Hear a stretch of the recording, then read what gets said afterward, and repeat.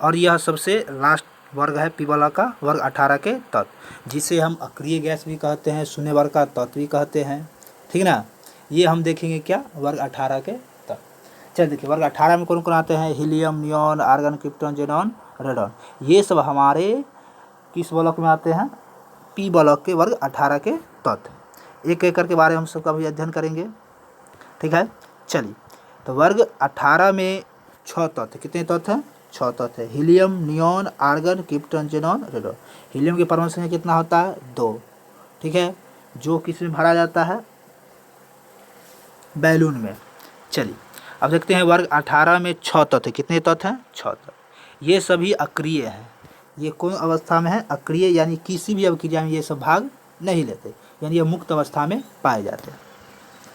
यह उत्कृष्ट गैस, यह कौन गैस है, उत्कृष्ट, इसे नोबेल गैस के, ये उत्कृष्ट गैस के ये सब कहा जाता है।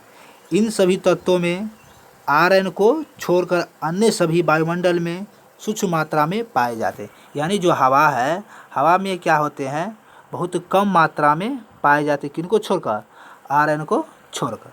ठीक है, आरएन क्या है, एक रेडियो एक्टिव तत्व। आरएन क्या है, रेडियो एक्टिव तत्व। ये गैस रासायनिक बंधन नहीं बनाते, ये सब क्या करते हैं, रासायनिक बंधन नहीं बनाते, जिनके कारण यह प्रकृति में स्वतंत्र यानी मुक्त अवस्था में पाए जाते हैं। ठीक है, चलिए अगला देखते हैं, इनकी प्रमुख स्रोत क्या है, यानी हम अक्रिय गैस कहाँ कहाँ से प्राप्त करते हैं। वायुमंडल में रेडॉन को छोड़कर, रेडॉन को यानी आरएन को छोड़कर सभी अक्रिय गैस वायुमंडल में पाए जाते हैं। आर्गन हो, क्रिप्टॉन हो, जेनॉन हो, चाहे हीलियम हो। दूसरा, हीलियम ठोस विलयन के रूप में पाया जाता है। हीलियम किस रूप में पाया जाएगा, ठोस विलयन के रूप में पाया जाता है। हीलियम ठोस विलयन के रूप में पाया जाता है। ठीक है, चलिए अब अगला देखते हैं। तीसरा, रेडियम के रेडियो सक्रिय विखंडन से 2 अक्रिय तत्व हीलियम तथा रेडॉन प्राप्त होता है। यानी जो रेडियम है उसका अगर हम विखंडन करेंगे तो उससे क्या प्राप्त होगा, हमारा एक प्राप्त होगा हीलियम और एक क्या प्राप्त होगा, रेडॉन। एक हीलियम और क्या प्राप्त होगा, रेडॉन। हीलियम और रेडॉन प्राप्त होता है। ठीक है, अब इसका आप देखते हैं भौतिक गुण क्या है। भौतिक गुण है, यह उत्कृष्ट गैस है, यह रंगहीन है, गंधहीन है तथा स्वादहीन होते हैं। ये गंधहीन, रंगहीन, उत्कृष्ट है एवं स्वादहीन होते हैं। इसका क्वथनांक बहुत कम होता है, यानी अक्रिय गैस का जो क्वथनांक होता है क्या होता है, बहुत कम होता है। ये सभी एक परमाणविक होते हैं। क्या परमाणविक होते हैं, एक परमाणु, यानी अकेले रहेंगे, जैसे H ये परमाणविक हो गया, Na ये सब क्या है, एक परमाणु। लेकिन आप लोग पढ़े होंगे इससे पहले, कोई भी तत्व, बहुत सारे तत्व संयुक्त अवस्था में पाए जाते हैं, जैसे Cl2, F2I2, ये सब संयुक्त में पाए जाते हैं। लेकिन अक्रिय गैस क्या होते हैं, मुक्त अवस्था में पाए जाते हैं और यह एक परमाणविक होते हैं। क्या परमाणविक होते हैं, एक परमाणविक होते हैं। चलिए अगला देखते हैं। अष्टकपूर्ण होने के कारण इनकी आयन एंथैल्पी सर्वाधिक होती है। यानी इसका जो अष्टक होता है क्या होता है, पूरा हुआ रहता है। जैसे मान लीजिए आप लिखिएगा Na10 का इलेक्ट्रॉनिक विन्यास, तो क्या लिखिएगा, Na10 में लिखिएगा 1s2, 2s2 और 2p6। आप देखिए इसका बाह्यतम सेल में कितना, 8 इलेक्ट्रॉन आना चाहिए, तो 8 तो पूरा हुआ है, यानी इसका अष्टक क्या है, पूरा हुआ है, जिनके कारण इसका आयन एंथैल्पी क्या होता है, सर्वाधिक अधिक होता है। चलिए अब अगला देखते हैं। वर्ग में ऊपर से नीचे जाने पर परमाणु का मान क्या होता है, बढ़ता है। यानी क्या होता है, जब आप वर्ग में ऊपर से नीचे जाइए तो परमाणु त्रिज्या का मान क्या हो जाएगा, बढ़ जाएगा। क्या हो जाएगा, बढ़ जाएगा। यानी यह नाभिक से दूर होने के कारण क्या होता है, परमाणु त्रिज्या का मान बढ़ जाता है। अब अगला है रासायनिक गुण। देखिए इसका सामान्य इलेक्ट्रॉनिक विन्यास क्या आता है, NH2 और Np6 होता है। अपवाद में है हीलियम, क्योंकि उसमें 2 ही इलेक्ट्रॉन होते, इसलिए क्या होता है 1s2। अब बाकी बात जिसका भी आप लिखिएगा तो लास्ट में आपको NH2 और Np6 होता है। जैसे आपको हम नियॉन लिख कर दिखाए, उसी तरह से अगर मान लीजिए जब आर्गन का लिखिएगा तो आर्गन के परमाणु संख्या कितना होता है, आप लोग कमेंट को बताइए। तो आर्गन के परमाणु संख्या होता है 18। क्या होता है, 18, Ar18। इसका आप क्या लिखिएगा, 1s2, 2s2 और 2p6 और 3s2 लिखिएगा, 3s2 और 3p6। आप देखिए लास्ट में क्या आया, S2p6 आया। ये किसका इलेक्ट्रॉनिक हो गया, अक्रिय गैस का इलेक्ट्रॉनिक विन्यास हो गया। अब उसी तरह से दूसरा देखिए, इलेक्ट्रॉन लब्धि एंथैल्पी का मान क्या होता है, अधिक धनात्मक होता है। इसका जो इलेक्ट्रॉन एंथैल्पी का मान क्या होता है, अधिक धनात्मक होता है। इसके इलेक्ट्रॉन बंधुता का मान 0 होता है। यह इलेक्ट्रॉन त्यागता नहीं है और न ही ग्रहण करता है, जिसके कारण इसका इलेक्ट्रॉन मुक्तता का मान क्या होता है, 0 होता है। चलिए अब अगला देखते हैं। अक्रिय गैस रासायनिक संयोग में भाग नहीं लेते। उन्हें पहले क्या था, वैज्ञानिकों का कहना था कि रासायनिक संयोग में जो अक्रिय गैस भाग नहीं लेते हैं। 1962 से पहले यह मान्यता थी, परंतु 1962 ईस्वी में नीलबर्ट ने जेनॉन का अभिक्रिया फ्लोरीन के साथ कराई। यानी जेनॉन हमारा क्या है, अक्रिय गैस है। इससे पहले मान्यता था कि हम अक्रिय गैस को रासायनिक अभिक्रिया में भाग नहीं ले सकते, लेकिन 1962 के बाद जेनॉन को क्या किया गया, फ्लोरीन के साथ अभिक्रिया कराया। किसके साथ कराया गया, फ्लोरीन के साथ। जब फ्लोरीन के साथ अभिक्रिया कराया गया तो यह XeFO4 और XeFe6 बनाया। ठीक है, इसके बाद पता चल गया कि अक्रिय गैस भी क्या करते हैं, अभिक्रिया करते हैं। ठीक है, चलिए XeFe2 का संकरण क्या होगा, sp3d होगा। ये आपको बिहार बोर्ड में पूछ सकता है, इसका आकृति क्या होगा, तरह ये सब याद रख लीजिए। ठीक है, उसी प्रकार क्या है XeF4, तो XeF4 का संकरण क्या होगा, sp3d2। ठीक है, अगला है, अब आगे हम देखते हैं XeF6, इसका भी क्या होगा संकरण, sp3d3।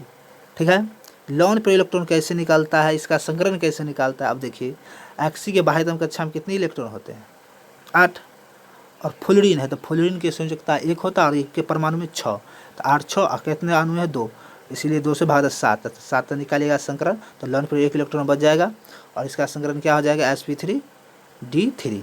चलिए XeFe6 का आकृति होता है पंचकोणीय अष्टफल की। ठीक है, XeF2, XeF4 या XeF6 रंगीन व क्रिस्टलीय ठोस पदार्थ है। यानी क्या है, रंगीन है और क्रिस्टलीय ठोस पदार्थ है, जो 298 के इंच पर आसानी से क्या हो जाते हैं, उत्पादित हो जाते हैं, यानी सीधे ठोस से क्या हो जाते हैं, गैस में बदल जाते हैं। अब देखेंगे Xe के ऑक्सोफ्लोराइड। अब क्या करेंगे, जेनॉन के एक्सफ्लोराइड देखेंगे, XeOF4 यानी जेनॉन ऑक्सोटेट्राफ्लोराइड। जब क्या हुआ, XeF6 को जल के साथ अभिक्रिया कराएगा तो हमारा क्या बन गया, जेनॉन ऑक्सोटेट्राफ्लोराइड बन गया। इसका संकरण क्या होता है, sp3d2 आकृति वर्ग पिरामिडीय। अगला है जेनॉन के ऑक्साइड, जेनॉन ट्राइऑक्साइड XeO3। इसे जब XeF6 को जल के साथ अभिक्रिया कराया जाता है तो हमारा क्या बनता है, XeO3 बन जाता है। इसका संकरण क्या होता है, sp3 होता है, आकृति क्या होगी, पिरामिड होगा। अगला है जेनॉन टेट्राऑक्साइड। सोडियम जेनेट पर सांद्र H2SO4 की अभिक्रिया से XeFO4 प्राप्त होता है। आकृति इसकी कैसी होगी, चतुष्फल के। संकरण क्या होगा, sp3। चलिए अक्रिय गैस का उपयोग हम कहाँ करते हैं, अक्रिय देखिए पहला हम देखते हैं हीलियम, अलग अलग देखेंगे। हीलियम का उपयोग हम बताए थे कहाँ होता है, गुब्बारा में होता है, मौसम को पता लगाने होता है, वायुयान के टायरों में होता है, यह हल्का गैस होता है इसलिए इसका प्रयोग किया जाता है। इससे हल्का गैस भी हाइड्रोजन होता है, लेकिन उसका प्रयोग नहीं किया जाता है कि उस ऊंचाई पर जाने पर दाब बढ़ जाएगा, दाब बढ़ने के बाद वह ज्वलन पदार्थ होता है, इसी कारण उसका प्रयोग नहीं किया जाता। दूसरा अक्रिय वातावरण उत्पन्न करने में। तीसरा है हीलियम तथा ऑक्सीजन के मिश्रण का उपयोग गोताखोर करते हैं, जो पानी के अंदर लोग जाते हैं ऑक्सीजन लेकर उसमें हीलियम और ऑक्सीजन मिलाकर जाते हैं। चौथा यह अज्वलनशील तथा हल्की गैस है, यह जलने वाली नहीं है और यह हल्की गैस। अगला है नियॉन का उपयोग। नियॉन का उपयोग हम बल्ब में करते हैं, किस में करते हैं, बल्ब में करते हैं, और वनस्पति उद्यानों में हरितगृह में करते हैं। अब क्या है, नियॉन के जगह पर अब बल्बों में नाइट्रोजन गैस भरा जा रहा है। ठीक है। दूसरा है विभिन्न प्रकार के बल्ब, ट्यूब तथा लैंपों में इसका उपयोग किया जाता है।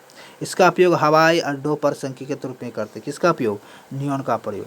चलिए अब अगला आर्गन का उपयोग देते हैं। इसका उपयोग भी हम विद्युत बल्ब में करते हैं, धातु तथा धातु के आकार ड्रिलिंग करने में। तीसरा है अक्रिय वातावरण उत्पन्न करने में इसका प्रयोग किया जाता है, किसका, आर्गन का। क्रिप्टन तथा जनन का कोई विशेष उपयोग नहीं देखने को मिलता है, इसका उपयोग अधिकतर प्रयोगशाला में ही देखने को मिलता है। विसर्ग नली में क्रिप्टन का उपयोग किया जाता है। उसके अलावा बल्ब में किया जाता है। रेडॉन का उपयोग रेडियो सक्रिय अनुसंधानों में किया जाता है और उसके बाद कैंसर के उपचार में किया जाता है। ठीक है, आपका ये पी ब्लॉक पूर्णतः से क्या हो गया, ख़त्म हो। अगर किसी प्रकार का डाउट होगा तो पूछ सकते हैं। अब इसका हम कुछ आंसर देख लेंगे, ऑब्जेक्टिव देख लेंगे, ये सब देख लेंगे। जैसे कभी कभी पूछता है बिहार बोर्ड में H2O द्रव है जबकि H2O गैस है, क्यों? H2O द्रव है जबकि H2O गैस क्यों? इस प्रकार का क्वेश्चन बहुत सारा हम देखेंगे। इसका पी ब्लॉक का जितना क्वेश्चन होगा सबको हम एक एक करके ख़त्म करेंगे। देखिए H2O में जो आंतरिक आणविक होता है, जिसमें H2O का आंतरिक आणविक जो होता है हाइड्रोजन बॉन्ड पाया जाता है, यानी H2O जो होता है हाइड्रोजन बॉन्ड के कारण होता है जुड़ा हुआ रहता है, जबकि H2S में हाइड्रोजन बॉन्ड की क्या होती है? अनुपस्थित होती है। इसीलिए H2O क्या है? द्रव है, और जबकि H2S क्या है? गैस। पूछेगा आपको 2 नंबर पे, क्या लिखिएगा? H2O में हाइड्रोजन बॉन्ड पाया जाता है। कौन बॉन्ड पाया जाता है? Hydrogen bond. लेकिन H2S में हाइड्रोजन बॉन्ड नहीं पाया जाता है, जिनके कारण क्या होते हैं? H2O द्रव होते हैं, और जबकि H2S क्या होते हैं? गैस होते हैं। ठीक है, इस तरह से आपका ये चैप्टर क्या हो गया? समाप्त हो गया पी ब्लॉक। हम कल देखेंगे ऑब्जेक्टिव देखेंगे, फिर हम क्या देखेंगे? सब्जेक्टिव देखेंगे। ठीक है।